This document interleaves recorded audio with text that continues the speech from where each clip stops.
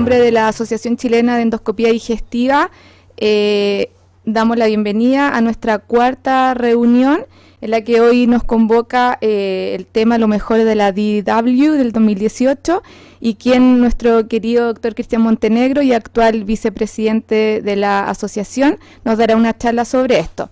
Les quiero recordar que las preguntas se van a hacer vía WhatsApp al teléfono que va a aparecer a continuación y a través del WhatsApp de la agrupación de la ACHED. Y también comentarles que la charla se va a subir a la página de la Sociedad Chilena de Gastroenterología de aquí al viernes, y también va a estar en la página de Facebook de la Sociedad Chilena de Gastroenterología para los que quieran verla después. Adelante, doctor. Ya, muchas gracias, buenos días.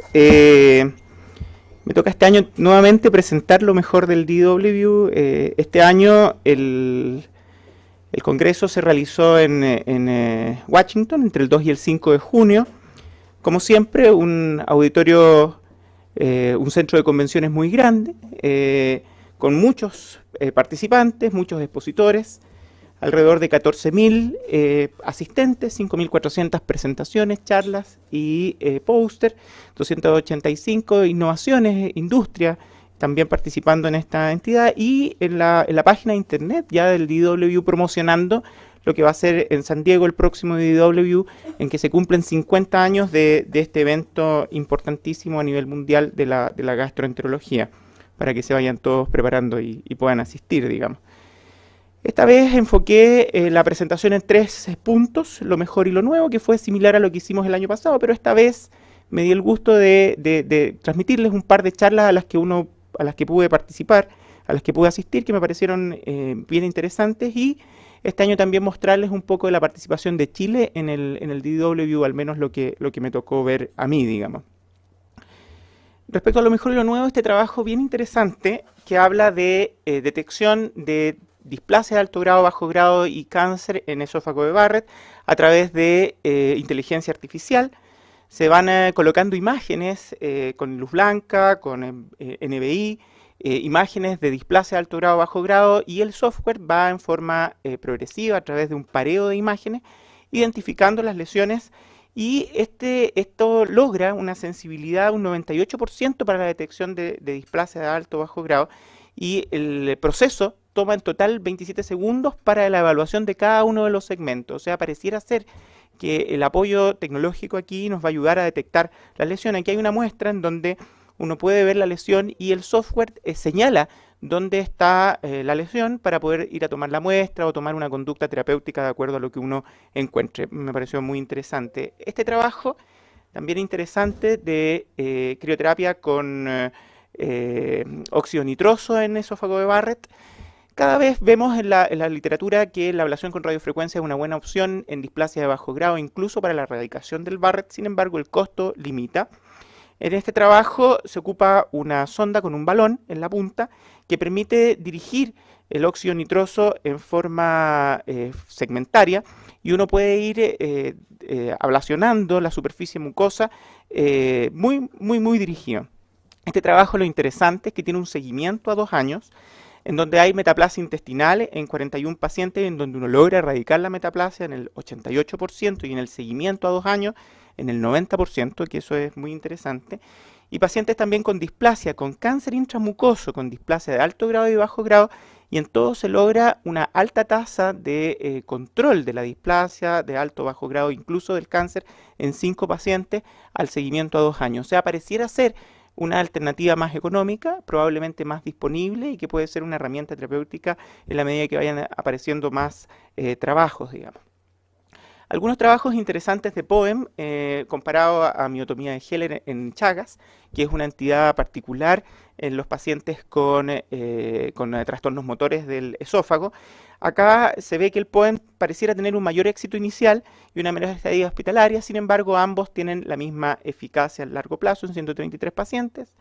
Este es un trabajo ecuatoriano, también Sudamérica presente, digamos, en las presentaciones, con 38 casos, en donde se hizo un POEM Full Thickness, con una sección completa de la pared en el túnel hacia distal, en donde se logra una mejoría clínica en el score de Eckhart y reducción también en el score manométrico, en el puntaje manométrico, similar a lo descrito en la literatura, con un porcentaje de recurrencia de síntomas de un 15%, que también es similar a lo descrito en la literatura. Este es otro trabajo interesante que hace mención a las lesiones subepiteliales y el tratamiento endoscópico. Las lesiones subepiteliales en general constituyen lesiones benignas, un 13% de malignidad.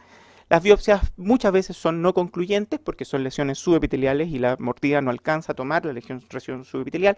Por lo tanto, muchas llegan a cirugía, digamos. Y la resección endoscópica es difícil, ¿cierto? Porque uno corre el riesgo de, si la lesión es más profunda, perforar. Por lo tanto, acá se evalúa la resección full thickness completa de la pared a través de un clip Ovesco. Esta es la técnica en el fondo, es un estudio prospectivo en donde se ocupa este Ovesco, se tracciona con la pinza, ¿cierto? La lesión subepitelial y se coloca el clip por debajo buscando alcanzar todo el grosor de la pared, todo el espesor de la pared, y después se corta arriba y se rescata la muestra. Acá se tomaron tumores subepiteliales menores de 15 milímetros en mayores de 18 años. Y el éxito de la técnica se definió como la resección completa en bloque, ¿cierto? Y se evaluó también que fuera una resección R0, que fuera una resección completa de la pared. Se evaluó complicaciones y seguimiento, recurrencia en un periodo corto, seguimiento a 3 meses, pero bueno, fue lo que se presentó en el trabajo. Fueron 16 pacientes, una lesión está ubicada en el fondo, que eso es interesante. Uno generalmente ve estas lesiones en el antro y ahí como que se atreve a hacer cosas, pero había una en el fondo, 8 en el antro y 7 en el cuerpo. Todos estos pacientes no tenían biopsia concluyente antes, el 80% no tenía biopsia concluyente, o sea, no sabíamos qué tipo de lesión era. En el 94% se logró la resección macroscópica completa, 15 de 16 pacientes, y una resección histológica R0 en el 75%. O sea, 75% de los pacientes quedó sin lesión subepitelial, o sea, ya no necesita otro tratamiento. Fue resección completa de la pared en el 56% y en el 100% se logró diagnóstico. O sea, es una buena estrategia diagnóstica. El tiempo promedio del procedimiento fueron 36 minutos, o sea, también corto, y de manejo ambulatorio. El paciente no requería hospitalización. En 38% un sangrado menor tratado con coagulación y en el 100% no hubo recurrencia a los 3 meses. Aquí hay una foto. 15 milímetros del tope, no eran lesiones más de 15 milímetros para que cupieran bien dentro del Ovesco en el fondo, entonces no podían ser más grandes. Aquí hay un ejemplo que también presentan los autores en su presentación. Ahí está la lesión subepitelial, la endosonografía, en donde se evaluaba dentro de los criterios de exclusión que no hubiese diseminación local, ¿cierto? Y ahí se ve la lesión resecada y ahí se ve la histología que comprometía o que se logró resecar completa la pared, digamos, que es bien interesante. Entonces la conclusión de los autores es que es una técnica factible y segura, ¿cierto? Que permitió el diagnóstico etiológico en todos los pacientes con efectos adversos menores y que permitió la resección completa en el 75%, ahorrándose la videolaparoscopía, ¿cierto? Entonces pareciera ser razonable al menos de considerar, digamos. Acá otro trabajo interesante que tiene que ver con la erradicación del Helicobacter pylori en pacientes que ya tienen una ISD por un cáncer gástrico incipiente. Estos son estudios hechos en Japón. En Japón no existe la conducta de erradicar el Helicobacter pylori después de tratar por ISD una lesión neoplásica incipiente, un cáncer gástrico incipiente, y no lo tienen claro, ellos no tienen claro si es que hay que erradicarlo o no, y tienen el problema del cáncer gástrico metacrónico. Entonces en este trabajo lo que hacen, erradican en 2 poblaciones, el Helicobacter pylori y el otro no, y los siguen a 5 años, 3 y 5 años. Entonces es interesante por el tiempo de seguimiento de este trabajo. Entonces se incluyeron 378 pacientes que tenían Helicobacter pylori al momento de la ISD y se dividieron en 2 grupos. 220 tenían Helicobacter positivo, que no se trató, no funcionó el tratamiento, y 128 Helicobacter pylori negativo, y se compararon las incidencias de cáncer gástrico metacrónico en el seguimiento a 3 y 5 años. Y lo que se vio acá es que los pacientes que tenían Helicobacter pylori positivo tenían una incidencia a 3 años de 12.6 y a 5 años de 14.2 versus los que eran Helicobacter pylori negativo 2.5 y 3.8. Esto reafirma un poco lo que se está diciendo siempre en el fondo, que el Helicobacter pylori es un factor de riesgo independiente para el desarrollo de cáncer gástrico, y para los japoneses que no tenían esta conducta de erradicar parece ser una buena opción, una buena alternativa el erradicar el Helicobacter pylori después de la ISD para evitar el cáncer gástrico metacrónico. Este otro trabajo también bien interesante, que también nos toca ver, no infrecuentemente, pacientes con GAVE, pacientes cirróticos, ¿cierto? Eh, el GAVE es una causa de morbilidad importante, sangrado digestivo recurrente, necesidad de transfusiones periódicas, con necesidad de administración de fierro endovenoso, oral. Y el tratamiento estándar es el argón plasma, ¿cierto? El láser o la ligadura, que son las alternativas que existen. Sin embargo, hay un porcentaje de estos pacientes que son refractarios al tratamiento y requieren seguir transfundiéndose, seguir anemizando y no mejoran. Este trabajo busca evaluar el uso de la radiofrecuencia en pacientes que son refractarios al tratamiento convencional. Entonces acá se muestra, digamos, los autores muestran un GAVE, ¿cierto? Bien intenso, bien severo, el que ya fue tratado con tratamientos convencionales y que no respondió bien al tratamiento. Entonces acá los criterios de inclusión eran pacientes que se habían diagnosticado por endoscopía, que tenían anemia persistente en los últimos 6 meses y que estaban previamente tratados, ¿cierto? Y se descartaban otras causas de anemia dentro de los criterios de exclusión. Y se evaluó el aumento de la hemoglobina a los 6 meses, la reducción de los requerimientos de transfusión y administración de fierro, y la regresión endoscópica de la superficie. Midieron el porcentaje de superficie que lograba tratamiento. Entonces se trataban con radiofrecuencia toda la zona, a las 6 semanas se evaluaba nuevamente y se volvía a flasionar si es que seguían habiendo lesiones y se controlaba con captura de imágenes para ver el área de superficie tratada y cuántos requerimientos de transfusión y de fierro tenían los pacientes. Entonces lo que se vio es que antes del tratamiento versus después del tratamiento con radiofrecuencia, un aumento promedio de la hemoglobina en 1.7, o sea, fue efectivo. Después del tratamiento, 21% requirieron transfusiones a las 6 semanas de seguimiento y 29% requirieron seguir tomando fierro. La superficie de que logró regresión de la lesión fue el 74% de la superficie, o sea, aparentemente muy eficiente. Recordemos que son pacientes que venían fracasando con las otras alternativas terapéuticas y solamente un 15% reportó dolor abdominal que se dio rápidamente con el tratamiento. Acá los autores, esta fotografía lamentablemente es tomada del auditorio, digamos, así que nunca tienen tan buena calidad, pero lo que muestran a los autores es la impresión endoscópica, cómo mejora con la ablación con radiofrecuencia, el 74% de la superficie se cura, que eso es bastante significativo y a veces cuesta verlo cuando uno hace terapia en el GAVE con argón, por ejemplo, en donde uno ve cicatrices y cuesta más que la superficie mejore. Entonces ellos plantean que la ablación con radiofrecuencia, si bien es de más alto costo, es una alternativa en estos pacientes que vienen fracasando al tratamiento. Otro trabajo interesante, un poco también de lo que hablamos el 2017 y que ahora ya hay más información, es el GPOEM. Este es un metaanálisis en donde se muestra en la primera diapositiva que es el GPOEM, que se ocupa para la gastroparesia, para el mal vaciamiento gástrico, ¿cierto? Cuando el estómago no logra vaciar en forma adecuada, ahí se ve la estenosis pilórica, se ve la incisión submucosa, y igual que un POEM, uno va haciendo un túnel submucoso hasta llegar al píloro, se hace una pilorotomía, y después se cierra el defecto de la mucosa y se controlan las imágenes en el seguimiento.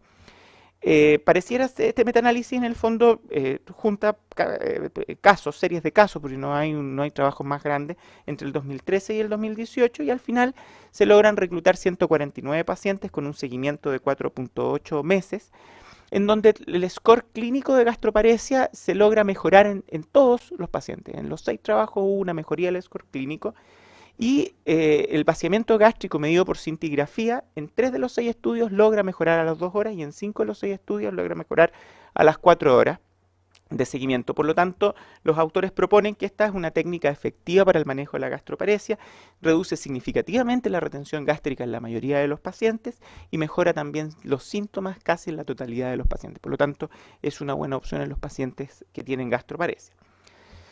Otro de los puntos que también se discutió mucho este año en el DDW es el manejo de la obesidad del punto de vista endoscópico, ¿cierto? El manejo de la obesidad con la cirugía bariátrica ha sido un tema de los cirujanos, digamos, y los gastroenterólogos y los que hacemos endoscopía nos hemos mantenido un poquito al margen. Hay varios devices, hay harta tecnología que ha ido apareciendo y se le dio harta importancia a este tema, digamos, en este programa, digamos, de este año. Una diapositiva que me llamó mucho la atención un poco para introducir en el tema es esta, que muestra que para enfermedades ortopédicas o traumatológicas y cardiológicas existe medidas no invasivas, que son medidas generales, medidas intermedias, que son procedimientos menos invasivos, y procedimientos quirúrgicos, que es el tratamiento cuando todo lo otro ha fracasado. En cambio, en cirugía en obesidad, digamos, existen medidas generales, que sé yo, dieta, ejercicio y cirugía, digamos. Y falta en el medio, digamos, lo menos invasivo, que en este caso sería la endoscopía, digamos. Surge la endoscopía en este escenario de procedimientos menos invasivos, menos traumáticos, con menos alteración que la cirugía. Entonces muestran este gráfico y también es bien interesante. La endoscopía bariátrica la colocan como en el punto medio, digamos. Probablemente a los cirujanos les va a parecer mucho, pero es así desde el año 67, el balón gástrico en roedores para bajar de peso. Esto es algo no tan nuevo, que le ha costado partir, digamos. Y algunos trabajos que se presentaron en este escenario, digamos, son por ejemplo, que es un metaanálisis en donde se comparan la manga gástrica endoscópica, un sistema de aspiración, AspiraAssist, en donde les voy a mostrar ahora cómo funciona, y el POSE, que es una cirugía endoluminal primaria para la obesidad, ¿cierto? Que son todos procedimientos endoscópicos. Esta es la cirugía endoluminal primaria para la obesidad. Hay un aparato endoscópico, ¿cierto? Que va colocando una sutura en forma semiautomática sobre la curvatura mayor, hace desaparecer el fondo gástrico y transforma el estómago como en una manga, digamos, ¿de acuerdo? La manga gástrica o la manga gástrica endoscópica, que es un device ya conocido, que es el Apolo, que es una sutura endoscópica, ¿cierto? Que va fundoplicando en el fondo, va plegando la curvatura mayor con el mismo objetivo, transformar el estómago en una manga.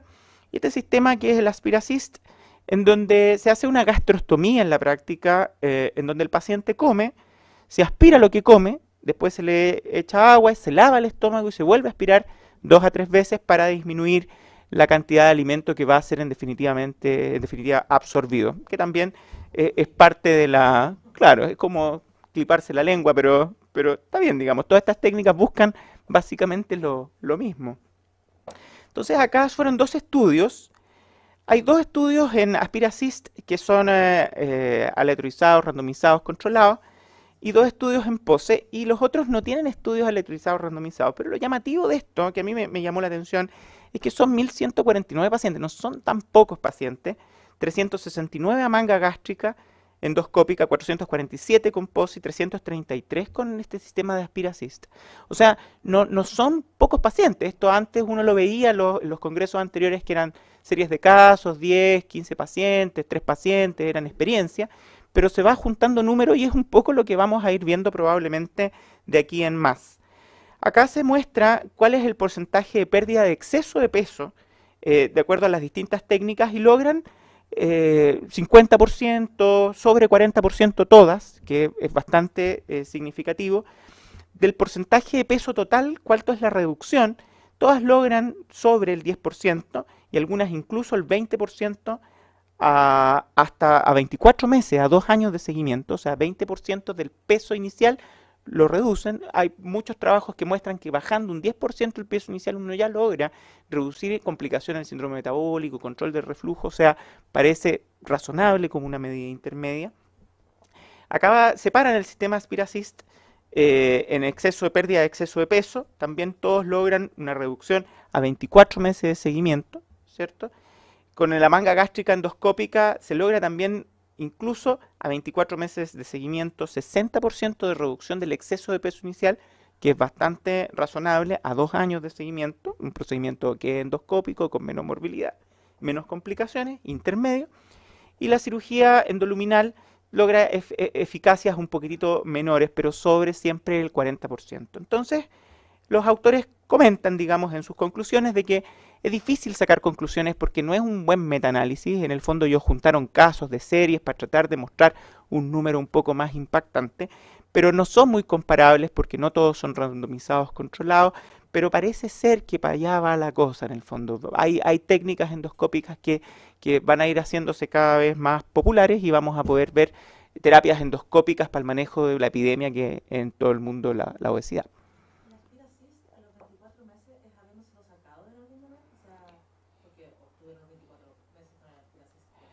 No lo sé, no desconozco, no hacían mención de cuál es el proceso, la técnica. Las otras son definitivas en el fondo, las otras son definitivas, pero el Aspirasys desconozco cuánto tiempo lo tenían puesto. Es interesante, digamos, no lo comentaban, yo no revisé cuál es la técnica y cuántos son los tiempos establecidos para el uso de la técnica, no lo conozco. Es interesante, hay que revisarlo. Acá, otro trabajo también bien provocador en el fondo respecto al manejo de la obesidad, que es este en donde tratan de determinar fenotipos distintos para los distintos tipos de obesidad, en el fondo, establecer fenotipos para poder establecer una terapia individualizada, una estrategia terapéutica individualizada. Entonces acá hay 6 medicamentos aprobados por la FDA. Cuando se ocupan, cuando el IMC es más de 30, ahí está validado, o más de 27 con comorbilidades, y lo que uno espera del medicamento es una baja de un 5 o un 10% del peso total inicial, ¿cierto? Eso es el objetivo, que ahí se ha visto que tiene algún impacto en las comorbilidades asociadas a la obesidad.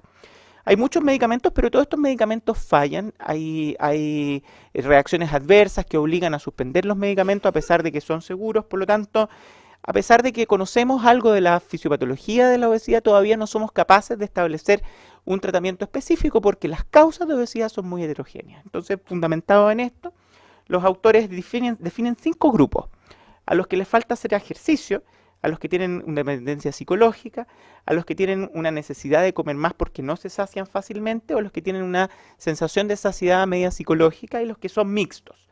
Entonces ellos proponen estos biomarcadores, ellos toman muestras de sangre, no establecen bien en el trabajo cuáles son. Esto es como una idea pivotal, en el fondo todavía en desarrollo, pero me pareció muy interesante, en donde lo que ellos proponen es, a través de estos marcadores que son muestras de sangre, básicamente establecer distintos fenotipos, y lo que vieron es que cuando uno dirige la terapia de acuerdo al fenotipo, logra el doble de reducción de peso en el seguimiento a 3, 6 y 12 meses. O sea, pareciera ser que el uso de una terapia individualizada mejora el éxito de los medicamentos y de todas las estrategias terapéuticas. Y acá comentan ellos que la medicación correcta para el paciente correcto es como la consigna, y que la obesidad es una enfermedad heterogénea con distintos fenotipos, y la farmacoterapia dirigida por fenotipo logra el doble de reducción de peso al año de seguimiento. Y aquí ellos proponen, en el fondo, a través de este test, que son test multi-omic. Yo estuve revisando qué son los test multi-omic y es re complicado porque hay marcadores genéticos, hay una serie de mutaciones que se establecen en donde uno puede de esa forma darle como un apellido a este tipo de obesidades por falta de ejercicio, y de acuerdo a eso uno establece la terapia. Y fíjense que la cirugía bariátrica en el fondo no es una alternativa en todas. Si es falta de ejercicio o es un trastorno psicológico, no anda bien, y son los pacientes que vemos que vuelven a recuperar el peso. O sea, este tratamiento definitivo que se ocupa en este momento para bajar de peso, que es la cirugía bariátrica, tampoco es la panacea. ¿Por qué? Porque hay distintas fisiopatologías para la producción de obesidad, y ellos proponen dirigir esta terapia. Acá hay otro trabajo en donde se comparan los balones también a un año de seguimiento. Balones Orbera, que es un balón monobalón, y este es como un balón dual, ¿cierto? Y se compara el POSE y el Apolo. Acá también me llamó la atención el número de pacientes: 1020 pacientes, 394 con el Orbera, con el Duobalón 92, con el Apolo 299, con sistema POSE, que es esta cirugía endoluminal, 234. Todos estos pacientes se les hizo seguimiento a 12 meses y se les dio también un tratamiento multidisciplinario, con psicólogo, con nutricionista, para ver la eficacia del tratamiento. En Brasil mostraron un trabajo que no lo traje acá. Tienen harta experiencia con el balón intragástrico, y ahí tienen series de 400, 500 pacientes en donde tienen éxitos similares a los que mostraron aquí en este gráfico. A 12 meses de seguimiento se logra una reducción del peso corporal total del 16, 15, 17, 15%, que no hay diferencia en ninguno de los dos grupos, pero se logra esa meta de más del 10% del peso inicial con cualquiera de estas técnicas a 12 meses de seguimiento. Y lo otro que mostraron estos autores es que, bueno, ahí está el objetivo de reducir el peso corporal inicial más del 5%, se logra en el 90.8%, de más del 10% en el 77% y de más del 20% en el 31%. Y los pacientes que eran contactados más veces lograban una mayor reducción del peso. O sea, los autores concluyen que todas estas técnicas requieren una aproximación multidisciplinaria, son efectivas, ¿cierto? Y que el seguimiento estrecho de los pacientes aparentemente mejora los resultados. Y que vamos a ir viendo un incremento en estos procedimientos, vamos a ir viendo cada vez más de estos procedimientos porque son menos invasivos y aparentemente logran el objetivo terapéutico de reducción de más del 10% del peso corporal inicial. Un poco de vilio pancreático también, que a mí me gusta un poco más y me doy el lujo de hablar un poco de esto. Este trabajo interesante de fistulotomía con aguja fina en 7 centros coreanos, que eso llamaba harto la atención, no era un estudio de un solo centro con un solo operador. La fistulotomía con aguja fina es una técnica avanzada de IRCP en donde uno con una papilotomo de punta rompe el infundíbulo, digamos, y de esa forma uno disminuye el riesgo de pancreatitis. Está bien claro cuáles son las personas que tienen alto riesgo de pancreatitis. En mayo de este año se publicó una nueva revisión acerca de los factores de riesgo de pancreatitis del paciente, del que hace el procedimiento, y vía biliar fina, mujer, joven, sin alteración de las pruebas hepáticas, es población de riesgo. Aquí randomizaron a 2 grupos, 613 pacientes, en donde unos iban directo a la fistulotomía con aguja fina y otros iban a la canulación estándar cuando había uno o más factores de riesgo de pancreatitis. Y los resultados que hubo 0 pancreatitis aguda en los pacientes que se realizaron el procedimiento directo a fistulotomía y 9.2% en los que iban directo o que iban a una canulación estándar en el fondo. Lo que es sugerente, digamos. Si bien la fistulotomía no es una técnica que uno pueda empezar a hacerla, pero si uno tiene cierta expertise y ya es capaz de hacer precorte, uno podría a lo mejor en estos pacientes, en este setting de pacientes, intentarlo. La canulación fue exitosa en el 97% de la fistulotomía precorte y en el 89.7% de los pacientes con canulación estándar. Entonces parece hacer que uno debiese considerar esto como una primera opción en la canulación. Interesante. Otro trabajo que me pareció interesante porque no es infrecuente y en todos estos congresos en donde hay casos clínicos y todo, siempre se muestra un cálculo gigante, ¿cierto? Que siempre es un tema. Muchos de estos pacientes terminan operados porque no se pueden resecar y empiezan a dar vueltas en distintos centros. Se comparó la litotripsia láser versus la litotripsia mecánica para la resolución de cálculos gigantes que no respondieron a la esfinteroplastía.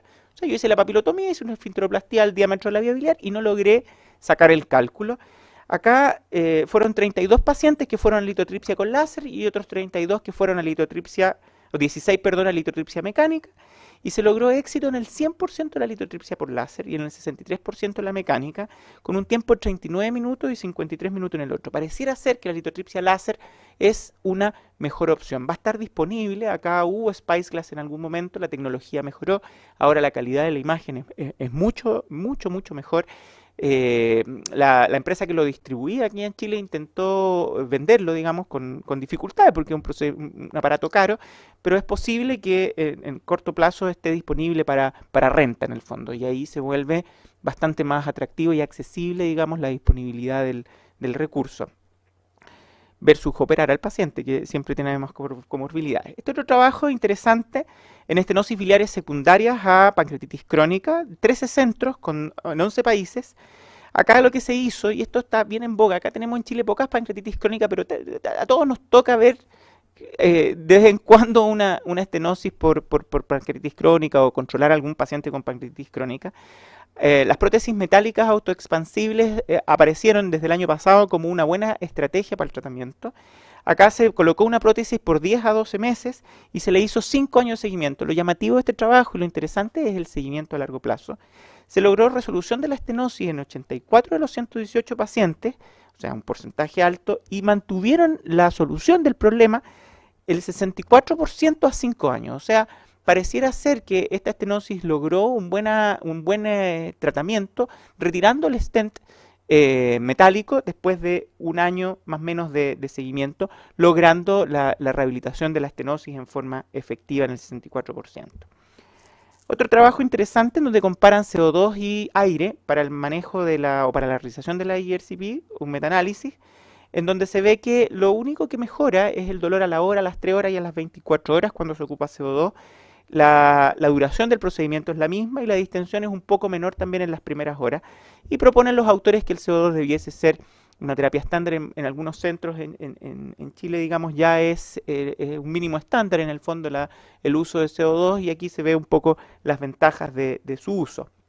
Este es otro trabajo en donde en pacientes que ya tienen un stent por neoplasia de la vía biliar, la ablación por radiofrecuencia a través de unas sondas de ablación parece ser una alternativa. Y aquí se compara en pacientes que se reestenosaron después por una neoplasia, ¿cierto? Y que ya tenían una prótesis metálica puesta, en donde se compara la radiofrecuencia y después poner un stent versus poner un stent solamente. Y lo que se ve es que no hay mayor diferencia, o sea, bastaría en el fondo con poner un stent sobre el que se ocluyó y con eso es suficiente. Y esta técnica nueva que ya había llegado a nuestro país pareciera ser no una alternativa tan buena, no tienen efectos adversos, la permeabilidad del stent es la misma, ¿cierto? Que es lo que uno busca y no hay diferencias en el largo de la estenosis.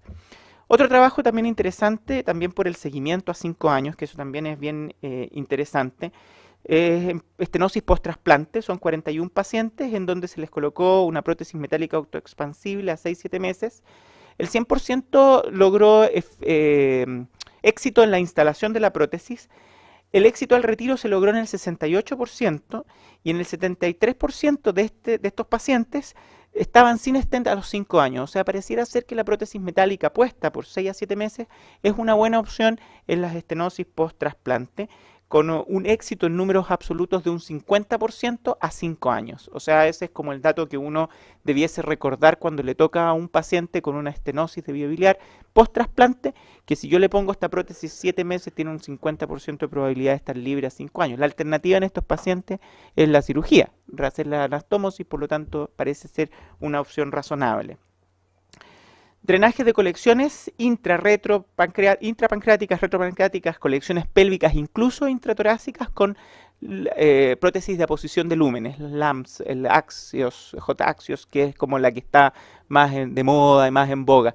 El año pasado mucha publicación, muchos trabajos que estaban apareciendo con esto y ahora se empieza a decantar un poquitito la información. Este es un trabajo interesante, 21 centros en 61 pacientes que tenían colecciones por todas partes y poniendo una LAMS 7.6 más menos 2.1 días, o sea, una semana, se lograba un éxito del 96.7% de resolución de las colecciones, que la mayoría de estos pacientes van a la laparoscopía o drenaje por radiología intervencional, que también es una buena alternativa. Pareciera ser que el acceso, cuando no es tan fácil por radiología intervencional, o incluso aunque fuera fácil, la LAM se transforma también en una buena alternativa, digamos, en donde el paciente no queda con drenajes externos, queda todo interno y después se puede retirar sin mayores dificultades. A considerar cuando uno tenga un paciente en esta situación. Otro trabajo interesante que nos compete un poco, es un poco distinto a la realidad nacional, pero me pareció interesante, el uso de la endosonografía cuando la probabilidad de coledocolitiasis es intermedia. En Chile la realidad es que cuando uno tiene coledocolitiasis habitualmente lo operan de la vesícula, ¿cierto? No se hace IRCP y se hace una colangia intraoperatoria y ahí se decide si se va a hacer una IRCP después o se hace un rendezvous en el momento al mismo tiempo quirúrgico. En Estados Unidos no es así. Acá los pacientes cuando tienen una probabilidad de coledocolitiasis los clasifican en un riesgo alto, intermedio o bajo.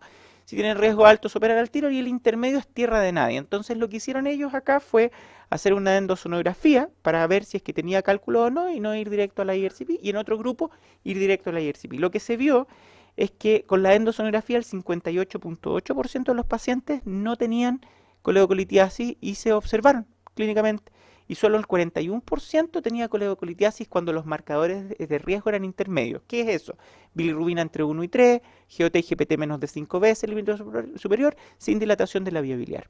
Entonces ese es como el riesgo intermedio. Y estos pacientes en el fondo uno los sigue y se ahorra en el fondo la IRCP. Ese es un poco el mensaje. O sea, la endosonografía, recordar que es un buen examen para el diagnóstico de litiasis, es un buen examen cuando uno tiene pancreatitis a repetición y uno sospecha que pudiese ser por cálculo, y aquí lo ocupan en una situación aguda. Me pareció también interesante.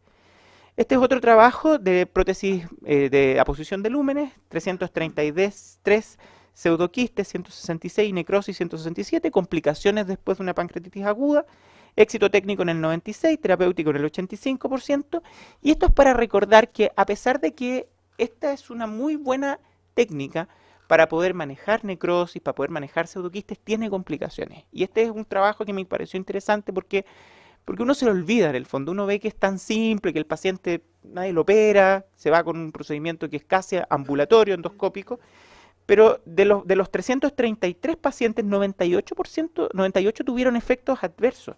6.9 sangró, 5.7 se infectó, 5.4 tuvo migración del stent, 4.2 se ocluyó, 2.7 tuvieron falla orgánica múltiple, 0.3 se perforaron y hubo un 9.2% de mortalidad, que no es despreciable. Ahora, esto me pareció como un mensaje, ¿cierto?, de recordar que estos pacientes igual son graves en el fondo. Muchos andan con su prótesis dando vuelta, pero tienen complicaciones y no hay que olvidarse. Otro trabajo interesante también en síndrome de retención gástrica, síndrome pilórico, el paciente que tiene una neoplasia y que no puede comer. También la prótesis de aposición de lumen es una alternativa. Se hace una gastroenteroanastomosis y de esa forma, lo mismo que hace el cirujano que hace una gastroyeyunoanastomosis derivativa, ¿cierto? Acá se hace con una prótesis de aposición de lúmenes. El éxito técnico en el 94%, éxito clínico en el 85% y al año de seguimiento, 77% de los pacientes tenían el problema resuelto. Un procedimiento simple, endoscópico, que es casi ambulatorio. O sea, también considerar esto como una alternativa terapéutica. Acá se comparan distintos tipos de drenaje para estas lesiones crónicas o lesiones después del mes de la pancreatitis aguda, pseudoquistes y necrosis amurallada, 42 casos, y lo que se ve acá es que no hay diferencias entre ningún tipo de drenaje, el Hot Axius versus el Nagy, el Spaxus o el doble pigtail, que es más barato, no muestran diferencias, solamente el Hot Axius, la gracia que tiene es que es muy rápido en el fondo, que viene el sistema de perforación, introducción y de instalación que viene premontado, entonces es muy rápido de instalar, pero sería la única ventaja. Eso recordarlo porque de repente uno se deslumbra un poco por la información que va llegando, pero el pigtail, el doble pigtail también es una muy buena opción para el drenaje de estos pacientes. Aquí presentar dos charlas que me parecieron interesantes. Uno es el training, el entrenamiento endoscópico avanzado. ¿Es para ti? Es una charla bien interesante que me pareció. Yo me tocó muy enfrentarme a esto, digamos, en los últimos 3 años. Y es un tema, digamos, la competencia con los cirujanos, las curvas de entrenamiento no son fáciles, ¿cierto? Y de repente es más fácil ganarse la vida haciendo procedimientos diagnósticos que terapéuticos, pero bueno, me pareció interesante por eso, digamos. Esta es un poco la realidad de los gringos, que son un poco distintos a lo que hacemos nosotros. Entonces aquí los 3 puntos, ¿qué implica un entrenamiento endoscópico avanzado, ¿cierto? ¿Salgo bien preparado, no? ¿Salgo listo como para enfrentar el mundo real? ¿Hay trabajo después que yo termino de entrenarme? Y la última pregunta es más ruda todavía, ¿debería hacerlo? Es como, esos son los planteamientos. Entonces acá, la AGE, lo primero en la presentación es que la AGE estandarizó esto. Entonces acá se establece cuál es el mínimo de procedimientos necesarios para decir que uno hizo un entrenamiento, y son números horrorosos, 350 IRCP, 450 endosonografías, que son volúmenes que acá en Chile lograrlo es muy difícil con procedimientos supervisados, digamos. Pero es interesante, esta es la estandarización. Entonces los desafíos son técnicas infrecuentes, siempre hay pocos casos, cada vez hay menos acceso a papilas vírgenes, en el fondo son procedimientos que vienen ya con papilotomías hechas, que son más fáciles de canular. Principal complicación de la IRCP es la pancreatitis, y la pancreatitis tiene más riesgo en una papila virgen, ¿cierto? Por lo tanto, es difícil el entrenamiento, y acá es interesante porque el 2017 los que se entrenaron allí donde hicieron el estudio, ¿cierto?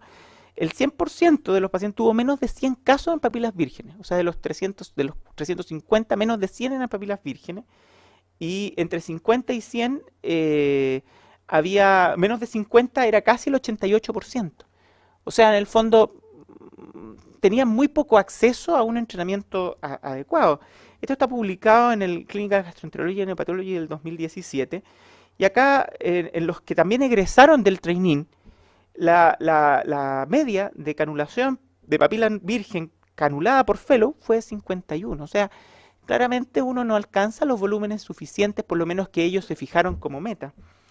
Acá hay otro dato también interesante. En este trabajo de las 11 papilas vírgenes, 6 lograron una canulación exitosa. O sea, porque además tener una papila virgen no es garantía de que uno la va a canular. Probablemente las primeras no las va a canular. Y la tasa de canulación es 54%, muy lejos del 90% que se estima como adecuado para una persona entrenada, digamos.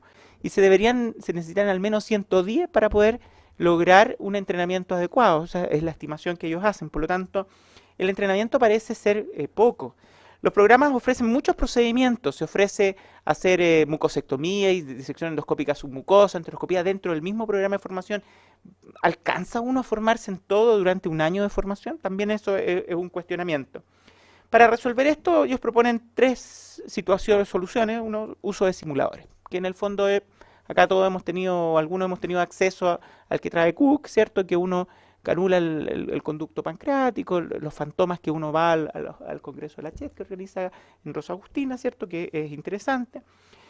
Limitar los programas, ¿cierto? O alargar los programas, que también es una posible solución. Aquí se muestra cómo la tecnología busca en el fondo ir introduciéndose en los fantomas para poder simular mejor. Aquí hay algunas papilas de cerdo que se hacen muy parecidas, digamos, o muy similares a lo que es una canulación, cosa de que el mayor entrenamiento uno lo haga no en seres humanos, digamos, que es un poco la tendencia en todo el mundo, pero es una estrategia en el fondo. ¿Qué se necesita? ¿Tiene las competencias? ¿La comunidad necesita realmente esto? Entonces acá se le hizo una encuesta a 18 egresados en el fondo y se le pregunta si fue beneficiosa su formación. 55% dijo que sí, y muy beneficiosa, el 90%, 80% dice que fue adecuada su formación. La mayor parte de los pacientes dice que es más competitivo, ¿cierto? Pero a la hora de encontrar trabajo, el 60-70% tienen dificultades para encontrar trabajo en el fondo. ¿Por qué? Porque no hay muchos espacios donde hacer estos procedimientos que requieren una infraestructura, una logística que es costosa, ¿cierto? Con recursos también y con aparatos que son más costosos. Entonces acá el 78% siente que el trabajo está un poco saturado y el 73% tiene dificultades para ubicarse en un lugar. Entonces la reflexión al final de esto, digamos, es... ¿Siente usted que debería hacerlo en el fondo? De exponerse a todas estas cosas, a todo esto que es tecnológico y que requiere curvas de entrenamiento importantes. Me pareció interesante mencionarlo, digamos, me tocó a mí y me di el gusto de transmitírselo. Y otro también que me pareció muy, muy interesante es este de imágenes en páncreas. La tomografía para el páncreas sirve para la detección, la caracterización, el estadiaje, la respuesta, la anatomía y para ver complicaciones en el páncreas. Todas esas utilidades tiene. Normalmente se ocupa una tomografía con energía simple. En el fondo los tomógrafos tiran unos kilovolts y de acuerdo a eso uno hace una adquisición multifásica y puede hacer reconstrucciones tridimensionales, que es lo que hacemos nosotros habitualmente cuando vemos reconstrucciones tridimensionales de la vía biliar o del páncreas. Ahora, ¿qué es lo que ocurre? Esta técnica, todo esto, esta adquisición simple, con energía simple, tiene algunas limitaciones. Por ejemplo, en tumores neuroendocrinos, 62%, 93%, en las mejores series de sensibilidad en el diagnóstico. Le cuesta hacer el diagnóstico al radiólogo de los tumores neuroendocrinos cuando las lesiones, los adenocarcinomas, son menos de 2 milímetros, de 2 centímetros. 66% de diagnóstico. O sea, se pasan harto, a pesar de que el escáner es una herramienta que nosotros ocupamos para el diagnóstico en cáncer de páncreas, se pasa en cáncer de páncreas si es que uno ocupa el escáner como estrategia. Para las lesiones quísticas, la eficacia para el diagnóstico, 50, 88%, más o menos nomás. Y en el estadiaje de los cánceres de páncreas también tienen valores predictivos positivos que no son tan altos. Ahí la endosonografía cumplió un rol, pero acá los autores proponen en el fondo el desarrollo tecnológico a través del cual ellos pueden mejorar su sensibilidad y su especificidad en estas situaciones. Entonces acá me pareció interesante porque esta es una técnica en donde el tomógrafo es tan rápido que es capaz de tomar en 2 diferentes energías al mismo tiempo. Entonces después hace una sobreposición de imágenes, es una imagen óptica, no es un trabajo computacional, y hace una superposición de imágenes y logra caracterizar mucho mejor estas lesiones con sensibilidad y especificidades mucho más altas. Esta tecnología está disponible en Chile y eso es un poco comentárselo. Estos son tomógrafos que son caros. Uno cuando escucha a estos gallos tienen 2, 3 tomógrafos en sus centros y acá habitualmente uno no tiene acceso y uno lo mira de lejos, pero acá por ejemplo el Hospital de la Chile compró este tomógrafo y es como la joyita que tienen ahora ya los radiólogos, en donde pueden hacer estas adquisiciones con energías duales al mismo tiempo y se pueden hacer estas superposiciones de imágenes, ¿ya? Esto es la Dual Energy Computer Tomography, en donde en 80 kV y en 140 kV al mismo tiempo superponen después una imagen. Y aquí, por ejemplo, en donde se ve una lesión ahí media mal definida, uno mejora y caracteriza mejor una lesión sólida, ¿cierto? Que no se veía tan claramente con 50 kV. Y uno hace la superposición dual y se superpone la imagen y mejora la sensibilidad. Acá, por ejemplo, en lesiones hipervasculares, este es un hígado, que ahí pudiese haber una lesión ahí en esa zona, difícil de caracterizar, y uno hace la superposición y brilla en el fondo. Se logra en el fondo mejorar el rendimiento y la agudeza del diagnóstico. Entonces aquí hay un trabajo en donde este sistema dual de transmisión de energía y de adquisición de imágenes logra en todas las metástasis un 95% de sensibilidad, para todos los adenocarcinomas un 98% y para los pequeños 96.4%, que no se logra con ninguna otra de las técnicas. Entonces, pareciera ser que la tecnología en el escáner sigue avanzando, sigue progresando y nos permite obtener más información. Y este aparato también permite hacer una cosa que se llama perfusión, ¿ya? La perfusión permite ver viabilidad de los tejidos, ¿cierto? Y permite, por ejemplo, en 2 settings, cuando uno tiene un paciente con un tumor y le va a hacer quimioterapia, anticipar si ese tumor va a responder bien a la quimio de acuerdo a su vasculatura.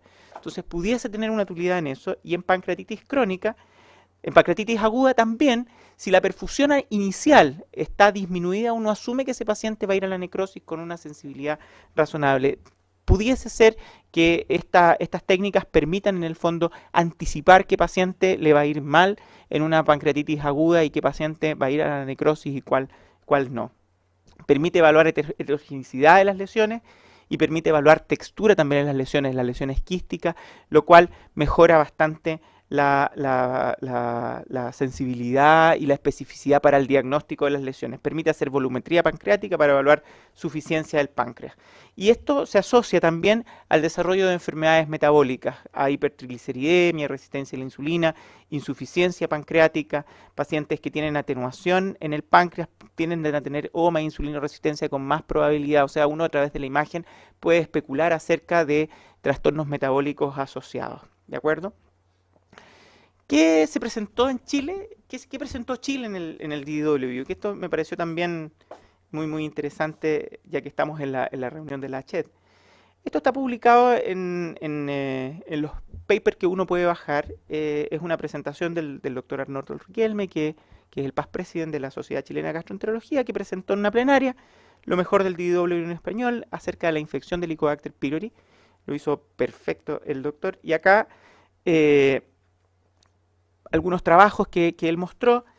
En Japón está la estrategia de detectar y tratar precozmente en adolescentes, población adolescente, el Helicobacter pylori. Y se ha visto que el 88% de los adolescentes tienen gastritis nodular y hasta el 63% gastritis atrófica. Por lo tanto, pareciera ser que para mantener la integridad gástrica, el tratamiento debiese ir enfocado en población cada vez más joven. 2 papers ahí interesantes que hacen mención a esto. Otros trabajos interesantes, el rol del Helicobacter pylori en patologías funcionales, en esofagitis y en dispepsia funcional. Acá hay 2 trabajos que muestran que cuando uno erradica el Helicobacter pylori, los pacientes tienen una mayor incidencia de esofagitis. Por lo tanto, pareciera ser que es contraproducente la erradicación del Helicobacter pylori en estos trastornos digestivos funcionales. Interesante. Otro hallazgo endoscópico que es el map-like redness, que es una alteración endoscópica que uno puede ver, que es como líneas rojas en el fondo, como un mapa rojo que uno puede ver en la curvatura menor. Los japoneses lo identificaron como un factor de riesgo independiente con un riesgo relativo del 4 para el desarrollo de cáncer gástrico. O sea, hay nuevas imágenes que tenemos que estar atentos a estar observando que pudiesen ser factores predictores para el desarrollo de cáncer gástrico.